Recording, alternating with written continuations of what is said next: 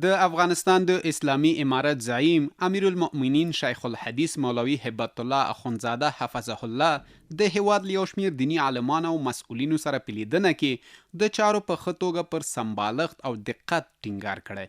امیر المؤمنین د اسلامي امارت مسؤلینو ته سپارښتنه کړې چې د خلکو ستونزو ته پر وخت رسیدنه وکړي، کار اهل کار ته وسپاري او له هر ډول تعصب څخه ډډه وکړي.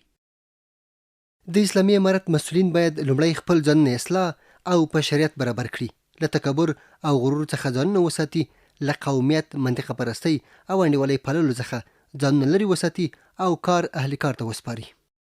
د چارو یو شمېر شنونکي په چارو کې د صداقت په اړه د امیر المؤمنین د سپارښتنو او ټینګار هرکلی کوي او وایي کار اهل کار ته سپارل به د دې لامل شي چې له یوې خوا به په چارو کې چټکتیا رامنځته شي او له بلې خوا به د فساد مخه ونیول شي. اگر چنین کاری در امارت اسلامی افغانستان صورت بگیرد، مطمئنا از یک طرف سرعت کاری در ادارات دولتی افغانستان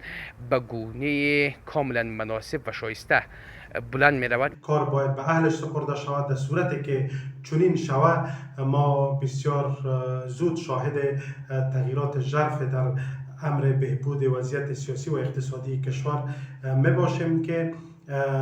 وضعیت اقتصادی مردم فعلا خراب است و از طرف دیگه محاکم هم اما عدالت خود را حفظ میکنه.